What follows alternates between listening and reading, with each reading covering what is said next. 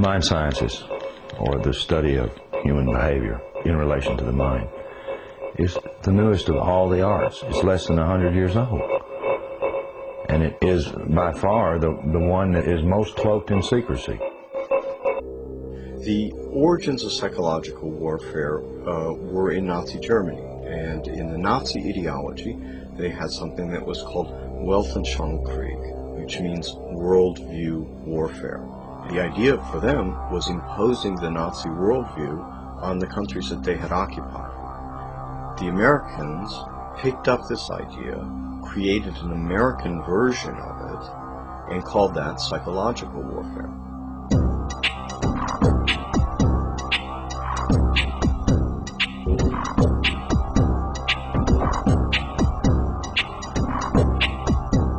In trying to understand psychological warfare and in trying to understand the American approach to the post-war efforts to control people's minds, both as individuals and on a mass scale, there's a lot of illusions about how that was done.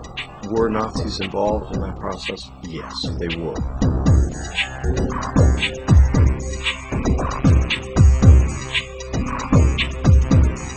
Mind control was a psychological warfare weapon that Adolf Hitler regarded as the answer for taking over the entire planet.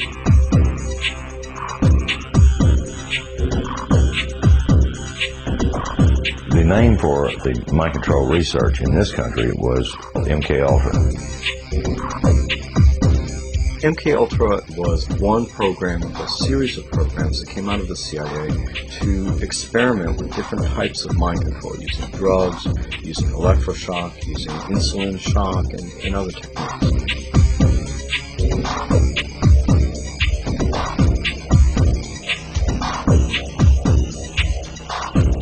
I think that the goal for those people who planned the program was very straightforward. It was an attempt to figure out a way to interrogate people and to learn how to protect their own agents against control by others.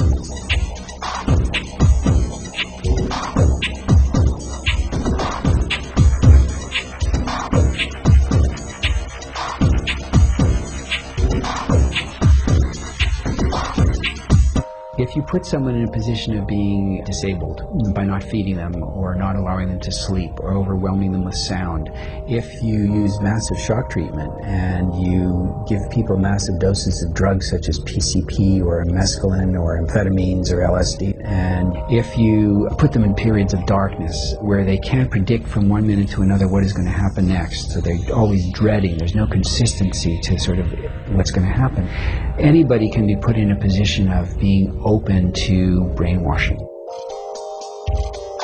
Ewan Cameron was probably the foremost psychiatrist of his time in the 1950s. He was using high-tech sound techniques. He was using multiple kinds of loop recorders to force people to listen to recorded messages 24 hours a day for weeks on end to basically destroy people's thinking patterns.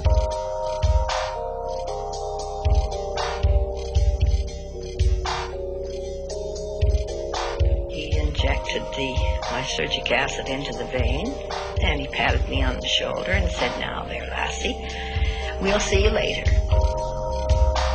And I started to feel very frightened, and the fright became a terror. And I sort of began throwing myself from one side of the room to the other. I didn't know what to do to stop this feeling. It felt like my bones were melting, that I just didn't know who I was anymore. This is not just break-ins of people's homes. It's not just invasions of privacy by illegal wiretapping. This is an invasion of a person's mind. And that is about as profound an injury, except for loss of life, that the government can impose. This was a post-Nazi program, if you will. It was an Americanization. I've often made the statement, and I still make it flippantly. The Nazis didn't lose the war. They just had to move. Now it's 50 years later. Now they're much more clever, much more sophisticated. They have a lot more money to spend.